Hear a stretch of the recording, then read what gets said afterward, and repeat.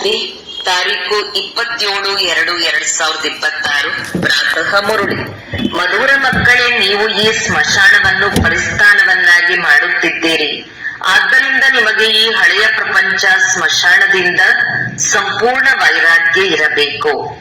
ಪ್ರಶ್ನೆ: ಬೇಹದ್ದಿನ ತಂದೆಯು ತಮ್ಮ ಆತ್ಮಿಕ ಮಕ್ಕಳ ವಿಚಿತ್ರವಾದ ಸೇವಕನಾಗಿದ್ದಾರೆ, ಹೇಗೆ? ಉತ್ತರ: ತಂದೆಯು ತಿಳಿಸುತ್ತಾರೆ, ಮಕ್ಕಳೇ, ನಾನು ನಿಮ್ಮ ಧೋಬಿ ಅಗಸನಾಗಿದ್ದೇನೆ. ನೀವು ಮಕ್ಕಳನ್ನಷ್ಟೇ ಅಲ್ಲ, ಇಡೀ ಪ್ರಪಂಚದ ಚೀಚಿ ಕೊಳಕು ವಸ್ತುಗಳನ್ನು ಸೆಕೆಂಡಿನಲ್ಲಿ ಸ್ವಚ್ಛ ಮಾಡಿ ಬಿಡುತ್ತೇನೆ. ಆತ್ಮರೂಪಿ ವಸ್ತ್ರವು ಸ್ವಚ್ಛವಾದರೆ ಶರೀರವು ಶುದ್ಧವಾದದ್ದೇ ಸಿಗುತ್ತದೆ. ತಂದೆಯು ಇಂತಹ ವಿಚಿತ್ರ ಸೇವಕನಾಗಿದ್ದಾರೆ. ಮನ್ಮನಾಭವ ಚು ಮಂತ್ರದಿಂದ ಸೆಕೆಂಡಿನಲ್ಲಿ ಸ್ವಚ್ಛ ಮಾಡಿಬಿಡುತ್ತಾರೆ. ಓಂ ಶಾಂತಿ. ಓಂ ಶಾಂತಿ ಅರ್ಥವನ್ನು ಮಕ್ಕಳಿಗೆ ತಂದೆಯು ತಿಳಿಸಿದ್ದಾರೆ. ನಾನು ಆತ್ಮನ ಸ್ವಧರ್ಮವು ಶಾಂತಿಯಾಗಿದೆ. ಶಾಂತಿಧಾಮಕ್ಕೆ ಹೋಗುವುದಕ್ಕಾಗಿ ಯಾವುದೇ ಪುರುಷಾರ್ಥ ಮಾಡಬೇಕಾಗುವುದಿಲ್ಲ. ಆತ್ಮವು ಸ್ವಯಂ ಶಾಂತ ಸ್ವರೂಪ, ಶಾಂತಿಧಾಮದ ನಿವಾಸಿಯಾಗಿದೆ. ಸ್ವಲ್ಪ ಸಮಯ ಶಾಂತಿಯಲ್ಲಿರಬಹುದಾಗಿದೆ. ಆತ್ಮವೇ ಹೇಳುತ್ತದೆ, ನಾನು ಕರ್ಮೇಂದ್ರಿಯಗಳ ಹೊರೆಯಿಂದ ಸುಸ್ತಾಗಿ ಬಿಟ್ಟಿದ್ದೇನೆ. ನಾನು ನನ್ನ ಸ್ವಧರ್ಮದಲ್ಲಿ ಸ್ಥಿತನಾಗುತ್ತೇನೆ, ಶರೀರದಿಂದ ಭಿನ್ನವಾಗಿ ಬಿಡುತ್ತೇನೆ. ಆದರೆ ಕರ್ಮವನ್ನಂತೂ ಮಾಡಲೇಬೇಕು. ಎಲ್ಲಿಯವರೆಗೆ ಶಾಂತಿಯಲ್ಲಿ ಕುಳಿತುಕೊಂಡಿರುತ್ತೀರಿ?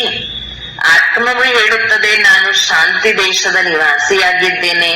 ಕೇವಲ ಇಲ್ಲಿ ಶರೀರದಲ್ಲಿ ಬರುವುದರಿಂದ ನಾನು ಟಾಕಿ ಶಬ್ದದಲ್ಲಿ ಬಂದಿದ್ದೇನೆ. ನಾನು ಆತ್ಮ ಅವಿನಾಶಿ, ನನ್ನ ಶರೀರವು ವಿನಾಶಿಯಾಗಿದೆ. ಆತ್ಮವು ಪಾವನ ಮತ್ತು ಪತೀತ ಆಗುತ್ತದೆ. ಸತ್ಯಯುಗದಲ್ಲಿ ಪಂಚತತ್ವಗಳು ಸಹ ಸತೋ ಪ್ರಧಾನವಾಗಿರುತ್ತವೆ. ಇಲ್ಲಿ ಪಂಚತತ್ವಗಳು ತಮೋ ಪ್ರಧಾನ ಆಗಿವೆ. ಚಿನ್ನದಲ್ಲಿ ತುಕ್ಕು ಬೀಳುವುದರಿಂದ ಚಿನ್ನವು ಪತೀತವಾಗಿ ಬಿಡುತ್ತದೆ. ಮತ್ತೆ ಅದನ್ನು ಸ್ವಚ್ಛ ಮಾಡಲು ಬಟ್ಟಿಯಲ್ಲಿ ಹಾಕಲಾಗುತ್ತದೆ. ಇದರ ಹೆಸರೇ ಆಗಿದೆ ಯೋಗಾಗ್ನಿ. ಪ್ರಪಂಚದಲ್ಲಂತೂ ಅನೇಕ ಪ್ರಕಾರದ ಹಠಯೋಗಗಳನ್ನು ಕಲಿಸುತ್ತಾರೆ. ಅದಕ್ಕೆ ಯೋಗಾಗ್ನಿ ಎಂದು ಹೇಳುವುದಿಲ್ಲ. ಯೋಗಾಗ್ನಿಯು ಇದಾಗಿದೆ, ಯಾವುದರಿಂದ ಪಾಪಗಳು ಸುಟ್ಟು ಹೋಗುತ್ತವೆ. ಆತ್ಮವನ್ನು ಪತೀತದಿಂದ ಪಾವನ ಮಾಡುವವರು ಪರಮಾತ್ಮನಾಗಿದ್ದಾರೆ. ಹೇ ಪತೀತ ಪಾವನ, ಬನ್ನಿ ಎಂದು ಅವರನ್ನೇ ಕರೆಯುತ್ತಾರೆ. ಡ್ರಾಮಾ ಪ್ಲಾನ್ ಅನುಸಾರ ಎಲ್ಲರೂ ಪತೀತ ತಮೋ ಪ್ರಧಾನ ಆಗಲೇಬೇಕು. ಇದು ವೃಕ್ಷವಾಗಿದೆ. ಇದರ ಬೀಜ ರೂಪನು ಮೇಲಿದ್ದಾರೆ. ತಂದೆಯನ್ನು ಕರೆಯುವಾಗ ಬುದ್ಧಿಯು ಮೇಲೆ ಹೋಗುತ್ತದೆ. ಯಾರಿಂದ ನೀವು ಆಸ್ತಿಯನ್ನು ಪಡೆದುಕೊಳ್ಳುತ್ತಿದ್ದೀರೋ ಅವರು ಈಗ ಕೆಳಗಡೆ ಬಂದಿದ್ದಾರೆ. ತಿಳಿಸುತ್ತಾರೆ, ಮಕ್ಕಳೇ, ನಾನು ಬರಲೇಬೇಕಾಗುತ್ತದೆ. ಅನೇಕ ಧರ್ಮಗಳ ಮನುಷ್ಯ ಸೃಷ್ಟಿಯ ವೃಕ್ಷವು ಈಗ ತಮೋ ಪ್ರಧಾನ ಪತೀತವಾಗಿದೆ, ಜರ್ಜಡೀಭೂತ ಸ್ಥಿತಿಯನ್ನು ಹೊಂದಿದೆ. ತಂದೆಯು ಕುಳಿತು ಮಕ್ಕಳಿಗೆ ತಿಳಿಸುತ್ತಾರೆ, ಸತ್ಯಯುಗದಲ್ಲಿ ದೇವತೆಗಳು, ಕಲಿಯುಗದಲ್ಲಿ ಅಸುರರಿದ್ದಾರೆ. ಬಾಕಿ ಅಸುರರು ಮತ್ತು ದೇವತೆಗಳ ಯುದ್ಧವಾಗಲಿಲ್ಲ. ನೀವು ಯೋಗ ಬಲದಿಂದ ಆಸುರಿ ಪಂಚವಿಕಾರಗಳ ಮೇಲೆ ಜಯಗಳಿಸುತ್ತೀರಿ. ಬಾಕಿ ಯಾವುದೇ ಹಿಂಸಕ ಯುದ್ಧದ ಮಾತಿಲ್ಲ. ನೀವು ಯಾವುದೇ ಪ್ರಕಾರದಿಂದ ಹಿಂಸೆ ಮಾಡುವುದಿಲ್ಲ, ಎಂದೂ ಯಾರನ್ನೂ ಹೊಡೆಯುವುದೂ ಇಲ್ಲ.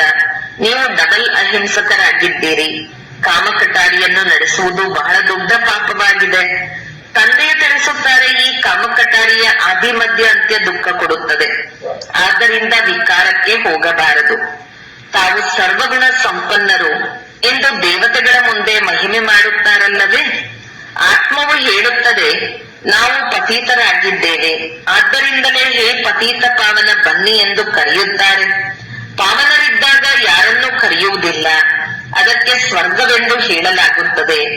ಇಲ್ಲಂತೂ ಸಾಧು ಸಂತ ಮೊದಲಾದವರು ಹೇ ಪತೀತ ಪಾವನ ಸೀತಾರಾಮ್ ಎಂದು ಎಷ್ಟೊಂದು ಹಾಡುತ್ತಾರೆ. ತಂದೆಯು ತಿಳಿಸುತ್ತಾರೆ, ಈ ಸಮಯದಲ್ಲಿ ಇಡೀ ಪ್ರಪಂಚವು ಪತೀತವಾಗಿದೆ. ಇದರಲ್ಲಿಯೂ ಯಾರದೂ ದೋಷವಿಲ್ಲ. ಈ ನಾಟಕವು ಮಾಡಲ್ಪಟ್ಟಿದೆ. ನಾನು ಬರುವವರೆಗೂ ಇವರು ತಮ್ಮ ಪಾತ್ರವನ್ನು ಅಭಿನಯಿಸಬೇಕು. ಜ್ಞಾನ ಮತ್ತು ಭಕ್ತಿ, ನಂತರ ವೈರಾಗ್ಯ ಬರುವುದು.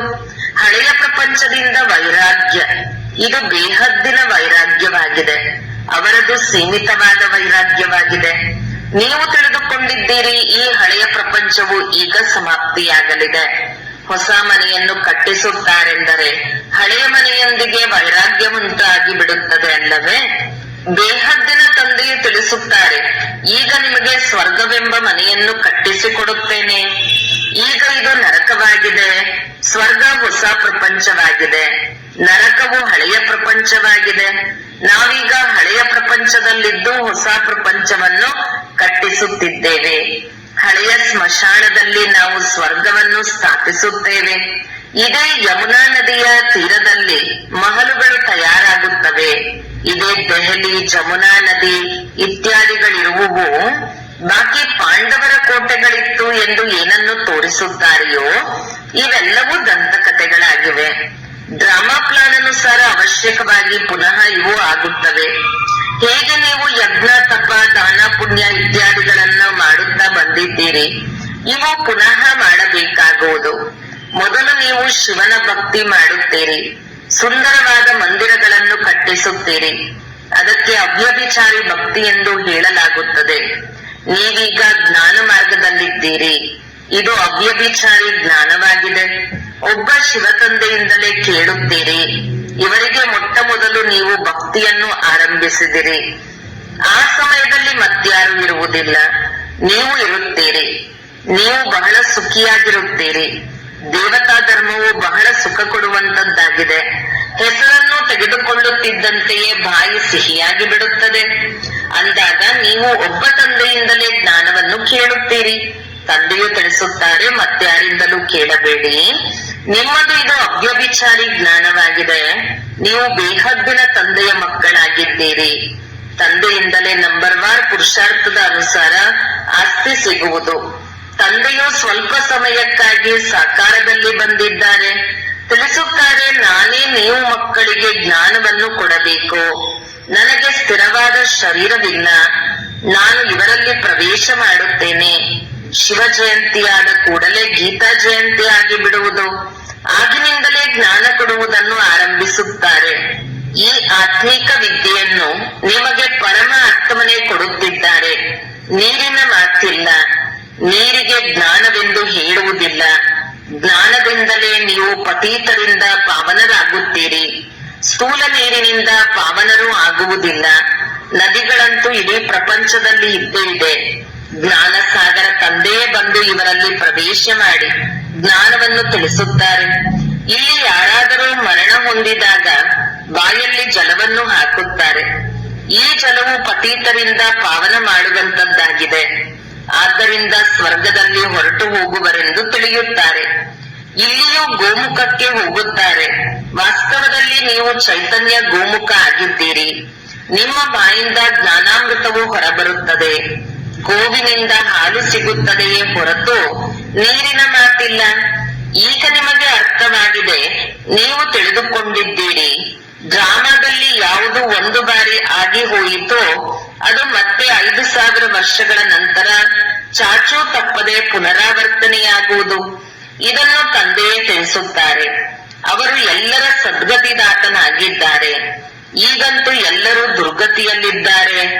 ರಾವಣನನ್ನು ಏಕೆ ಸುಡುತ್ತಾರೆಂದು ನೀವು ಮೊದಲು ತಿಳಿದುಕೊಂಡಿರಲಿಲ್ಲ.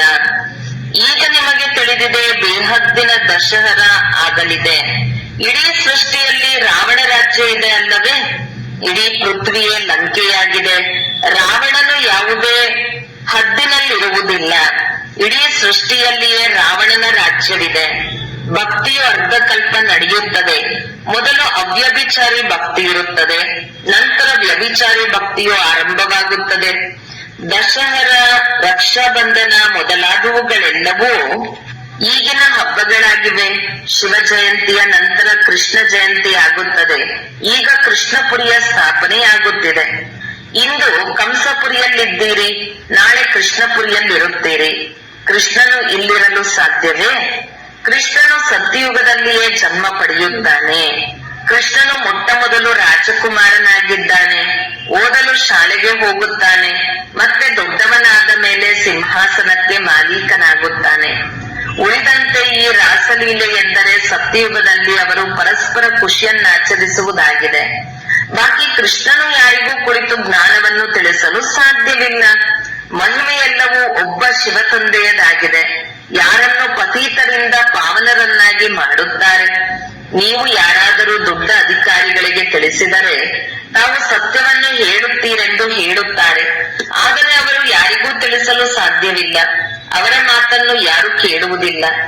ಬೀಕೆ ಆದರೆಂದರೆ ಇವರಿಗಂತೂ ಬೀಕೆಗಳು ಜಾದು ಹಿಡಿದು ಬಿಟ್ಟಿದೆ ಎಂದು ಎಲ್ಲರೂ ಹೇಳತೊಡಗುತ್ತಾರೆ. ಬೀಕೆಗಳ ಹೆಸರನ್ನು ಕೇಳಿದರೆಂದರೆ ಸಾಕು, ಇವರು ಜಾದು ಮಾಡುವರೆಂದು ತಿಳಿಯುತ್ತಾರೆ. ಯಾರಿಗಾದರೂ ಸ್ವಲ್ಪ ಜ್ಞಾನ ಕೇಳಿದರೆ ಸಾಕು, ಈ ಬೀಕೆಗಳ ಜಾದು ಮಾಡುತ್ತಾರೆ, ಇವರು ತಮ್ಮ ದಾದಾರವರ ವಿನಃ ಮತ್ಯಾರನ್ನೂ ಒಪ್ಪುವುದಿಲ್ಲ, ಭಕ್ತಿ ಇತ್ಯಾದಿಗಳನ್ನು ಮಾಡುವುದಿಲ್ಲವೆಂದು ಹೇಳಿಬಿಡುತ್ತಾರೆ. ತಂದೆಯು ತಿಳಿಸುತ್ತಾರೆ, ಮಕ್ಕಳೇ, ಭಕ್ತಿ ಮಾಡಬೇಡಿ ಎಂದು ಯಾರನ್ನೂ ನಿರಾಕರಿಸಬಾರದು. ಭಕ್ತಿಯು ತಾನಾಗಿಯೇ ಬಿಟ್ಟು ಹೋಗುವುದು. ನೀವು ಭಕ್ತಿ ಬಿಡುತ್ತೀರಿ, ವಿಕಾರವನ್ನು ಬಿಡುತ್ತೀರಿ. ಇದರಿಂದಲೇ ಏರುಪೇರುಗಳಾಗುತ್ತವೆ. ತಂದೆಯು ತಿಳಿಸಿದ್ದಾರೆ, ನಾನು ರುದ್ರಜ್ಞಾನ ಯಜ್ಞವನ್ನು ರಚಿಸುತ್ತೇನೆ. ಇದರಲ್ಲಿ ಆಸುರಿ ಸಂಪ್ರದಾಯದವರ ವಿಘ್ನಗಳು ಬೀಳುತ್ತವೆ. ಇದು ಶಿವ ತಂದೆಯ ಬೇಹದ್ದಿನ ಯಜ್ಞವಾಗಿದೆ. ಇದರಲ್ಲಿ ಮನುಷ್ಯರಿಂದ ದೇವತೆಗಳಾಗುತ್ತೀರಿ. ಜ್ಞಾನ ಯಜ್ಞದಿಂದ ವಿನಾಶದ ಜ್ವಾಲೆ ಪ್ರಜ್ವಲಿತವಾಯಿತೆಂದು ಗಾಯನವಿದೆ. ಯಾವಾಗ ಹಳೆಯ ಪ್ರಪಂಚದ ವಿನಾಶ ಆಗುವುದೋ ಆಗ ನೀವು ಹೊಸ ಪ್ರಪಂಚದಲ್ಲಿ ರಾಜ್ಯ ಮಾಡುತ್ತೀರಿ. ಮನುಷ್ಯರು ಹೇಳುತ್ತಾರೆ, ನಾವು ಶಾಂತಿ ಸ್ಥಾಪನೆಯಾಗಲಿ ಎಂದು ಹೇಳುತ್ತೇವೆ, ಮತ್ತು ಈ ಬೀಕೆಗಳು ವಿನಾಶವಾಗಲಿ ಎಂದು ಹೇಳುತ್ತಾರೆ. ಇದಕ್ಕೆ ತಂದೆಯು ತಿಳಿಸುತ್ತಾರೆ, ಈ ಇಡೀ ಹಳೆಯ ಪ್ರಪಂಚವು ಜ್ಞಾನ ಯಜ್ಞದಲ್ಲಿ ಸ್ವಾಹ ಆಗಿ ಬಿಡುತ್ತದೆ. ಈ ಹಳೆಯ ಪ್ರಪಂಚಕ್ಕೆ ಬೆಂಕಿ ಬೀಳುವುದು, ಪ್ರಾಕೃತಿಕ ವಿಕೋಪಗಳು ಆಗುವವು, ವಿನಾಶವಂತೂ ಆಗಲೇಬೇಕು. ಎಲ್ಲಾ ಮನುಷ್ಯರು ಸಾಸಿವೆ ಒಡೆಯದಂತೆ ಪುಡಿ ಪುಡಿಯಾಗಿ ಸಮಾಪ್ತಿಯಾಗಿ ಬಿಡುತ್ತಾರೆ. ಆತ್ಮಗಳು ಉಳಿದುಕೊಳ್ಳುತ್ತಾರೆ. ಇದನ್ನು ಯಾರು ಬೇಕಾದರೂ ತಿಳಿಸಿಕೊಡಬಹುದು. ಆತ್ಮವು ಅವಿನಾಶಿಯಾಗಿದೆ. ಈಗ ಈ ದೇಹತ್ತಿನ ಹೋಲಿಕ ಆಗುವುದು. ಇದರಲ್ಲಿ ಶರೀರ ಎಲ್ಲವೂ ಸಮಾಪ್ತಿಯಾಗುತ್ತದೆ. ಬಾಕಿ ಆತ್ಮವು ಪವಿತ್ರವಾಗಿ ಮನೆಗೆ ಹೊರಟು ಹೋಗುವರು. ಅಗ್ನಿಯಲ್ಲಿ ವಸ್ತು ಶುದ್ಧ ಆಗುತ್ತದೆ ಅಲ್ಲವೇ? ಶುದ್ಧತೆಗಾಗಿ ಹೋಮ ಮಾಡುತ್ತಾರೆ. ಅವೆಲ್ಲವೂ ಸ್ಥೂಲ ಮಾತುಗಳಾಗಿವೆ. ಈಗಂತೂ ಇಡೀ ಪ್ರಪಂಚವೇ ಸ್ವಾಹ ಆಗುವುದು. ಆದ್ದರಿಂದ ವಿನಾಶಕ್ಕೆ ಮೊದಲು ಅವಶ್ಯಕವಾಗಿ ಸ್ಥಾಪನೆಯಾಗಿ ಬಿಡಬೇಕು. ಯಾರಿಗಾದರೂ ತಿಳಿಸುವಾಗ ಮೊದಲು ಸ್ಥಾಪನೆ, ನಂತರ ವಿನಾಶವೆಂದು ಹೇಳಿರಿ. ಬ್ರಹ್ಮರವರ ಮೂಲಕ ಸ್ಥಾಪನೆ, ಪ್ರಜಾಪಿತ ಬ್ರಹ್ಮನು ಪ್ರಸಿದ್ಧನಾಗಿದ್ದಾರಲ್ಲವೇ? ಆದಿದೇವ ಮತ್ತು ಆದಿದೇವಿ, ಜಗದಂಬೆಯ ಲಕ್ಷಾಂತರ ಮಂದಿರಗಳಿವೆ. ಎಷ್ಟೊಂದು ಮೇಳಗಳಾಗುತ್ತವೆ. ನೀವು ಜಗದಂಬೆಯ ಮಕ್ಕಳ ಜ್ಞಾನೇಶ್ವರಿಯಾಗಿದ್ದೀರಿ. ನಂತರ ರಾಜರಾಜೇಶ್ವರಿಯಾಗುತ್ತೀರಿ. ನೀವು ಬಹಳ ಧನವಂತರಾಗುತ್ತೀರಿ. ಮತ್ತೆ ಭಕ್ತಿ ಮಾರ್ಗದಲ್ಲಿ ದೀಪಾವಳಿ ಎಂದು ಲಕ್ಷ್ಮಿಯಿಂದ ವಿನಾಶಿ ಧನವನ್ನು ಬೇಡುತ್ತಾರೆ. ಇಲ್ಲಂತೂ ಎಲ್ಲವೂ ಸಿಕ್ಕಿಬಿಡುತ್ತದೆ. ಆಯುಷ್ಯವಾನ್ ಭವ, ಪುತ್ರವಾನ್ ಭವ. ನಿಮ್ಮ ಆಯಸ್ಸು 150 ವರ್ಷಗಳಿರುತ್ತದೆ. ತಂದೆಯು ತಿಳಿಸುತ್ತಾರೆ, ಎಷ್ಟು ಯೋಗ ಮಾಡುವಿರೋ ಅಷ್ಟು ಆಯಸ್ಸು ಹೆಚ್ಚುತ್ತಿರುವುದು. ನೀವು ಈಶ್ವರನೊಂದಿಗೆ ಯೋಗವನ್ನಿಟ್ಟು ಯೋಗೇಶ್ವರರಾಗುತ್ತೀರಿ. ಮನುಷ್ಯರಂತೂ ಭೋಗೇಶ್ವರ ಆಗಿದ್ದಾರೆ. ವಿಕಾರಿಗಳೆಂದು ಹೇಳಲಾಗುತ್ತದೆ. ಕೊಳಕಾದ ಬಟ್ಟೆಯನ್ನು ಒಗೆದರು. ತಂದೆಯು ತಿಳಿಸುತ್ತಾರೆ, ನನ್ನನ್ನು ಧೋಬಿ ಅಂತಲೂ ಹೇಳುತ್ತಾರೆ. ನಾನು ಬಂದು ಎಲ್ಲ ಆತ್ಮರನ್ನು ಸ್ವಚ್ಛ ಮಾಡುತ್ತೇನೆ ಮತ್ತು ಶರೀರವೂ ಸಹ ಹೊಸ ಶುದ್ಧವಾದದ್ದು ಸಿಗುವುದು. ನಾನು ಸೆಕೆಂಡಿನಲ್ಲಿ ಇಡೀ ಪ್ರಪಂಚದ ವಸ್ತ್ರಗಳನ್ನು, ಆತ್ಮಗಳನ್ನು ಸ್ವಚ್ಛ ಮಾಡಿಬಿಡುತ್ತೇನೆ. ಕೇವಲ ಮನ್ಮನಾಭವ ಆಗಿಬಿಟ್ಟರೆ ಆತ್ಮ ಮತ್ತು ಶರೀರ ಪವಿತ್ರವಾಗಿ ಬಿಡುತ್ತದೆ. ಶೂ ಮಂತ್ರ ಅಲ್ಲದೆ ಸೆಕೆಂಡಿನಲ್ಲಿ ಜೀವನ್ ಮುಕ್ತಿ ಎಷ್ಟು ಸಹಜ ಉಪಾಯವಾಗಿದೆ. ತಂದೆಯನ್ನು ನೆನಪು ಮಾಡಿದರೆ ಪಾವನ ಆಗಿಬಿಡುತ್ತೀರಿ. ನಡೆಯುತ್ತಾ ತಿರುಗಾಡುತ್ತಾ ಕೇವಲ ತಂದೆಯನ್ನು ನೆನಪು ಮಾಡಿ. ನಾನು ಮತ್ತೇನು ಕಷ್ಟವನ್ನು ನಿಮಗೆ ಕೊಡುವುದಿಲ್ಲ, ಕೇವಲ ನೆನಪು ಮಾಡಬೇಕು. ಈಗ ಒಂದೊಂದು ಸೆಕೆಂಡಿನಲ್ಲಿ ನಿಮ್ಮದು ಏರುವ ಕಲೆಯಾಗುತ್ತದೆ. ತಂದೆ ತಿಳಿಸುತ್ತಾರೆ, ನಾನು ನೀವು ಮಕ್ಕಳ ಸೇವಕನಾಗಿ ಬಂದಿದ್ದೇನೆ. ಹೇ ಪತೀತ ಪಾವನ, ಬನ್ನಿ, ಬಂದು ನಮ್ಮನ್ನು ಪಾವನ ಮಾಡಿ ಎಂದು ನೀವು ಕರೆದಿರಿ. ಮಕ್ಕಳೇ, ನಾನೀಗ ಬಂದಿದ್ದೇನೆ ಅಂದ ಮೇಲೆ ಸೇವಕನಾದರಲ್ಲವೇ? ಯಾವಾಗ ನೀವು ಬಹಳ ಪತೀತನಾಗುತ್ತೀರೋ ಆಗ ನೀವು ಬಹಳ ಜೋರಾಗಿ ಚೀರಾಡುತ್ತೀರಿ. ಈಗ ನಾನು ಬಂದಿದ್ದೇನೆ.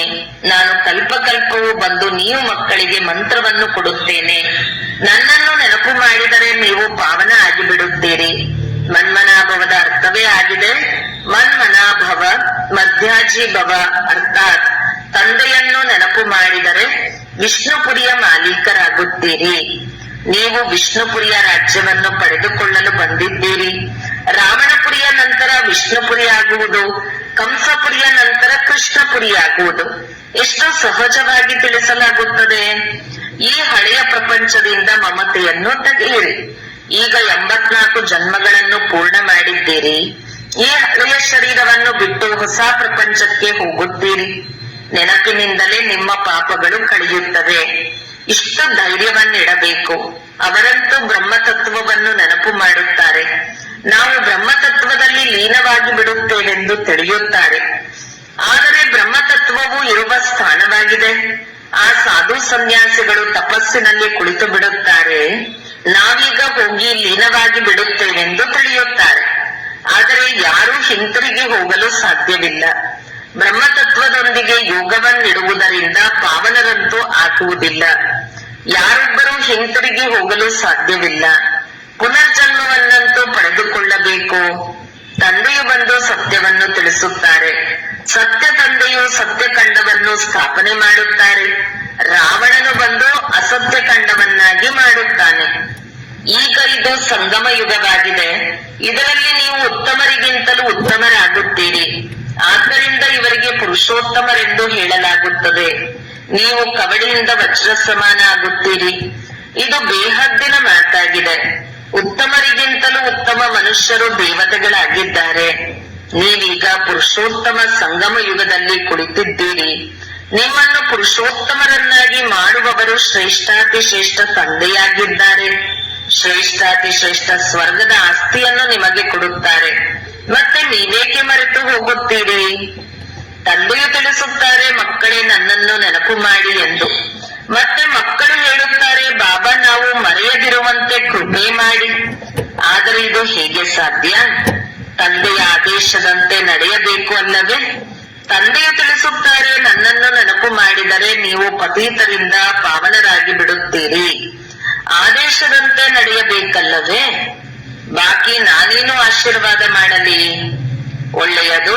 ಮಧುರಾತಿ ಮಧುರ ಅಗಲಿ ಹೋಗಿ ಮರಳಿ ಸಿಕ್ಕಿರುವ ಮಕ್ಕಳ ಪ್ರತಿ ಮಾತಪಿತಾ ಬಾಪ್ದಾದರವರ ನೆನಪು, ಪ್ರೀತಿ ಹಾಗೂ ಸುಪ್ರಭಾತ. ಆತ್ಮೀಯ ಮಕ್ಕಳಿಗೆ ಆತ್ಮೀಯ ತಂದೆಯ ನಮಸ್ತೆ. ಧಾರಣೆಗಾಗಿ ಮುಖ್ಯ ಸಾರ.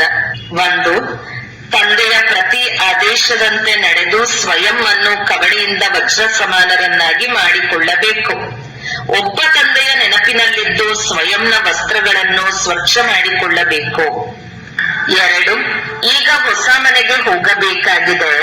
ಆದ್ದರಿಂದ ಈ ಹಳೆಯ ಮನೆಯಿಂದ ಬೇಹದ್ದಿನ ವೈರಾಗ್ಯ ಇರಬೇಕು. ನಶೆ ಇರಲಿ. ಈ ಹಳೆಯ ಸ್ಮಶಾನದಲ್ಲಿ ನಾವು ಪರಿಷ್ಠಾನವನ್ನು ಸ್ಥಾಪನೆ ಮಾಡುತ್ತೇವೆ.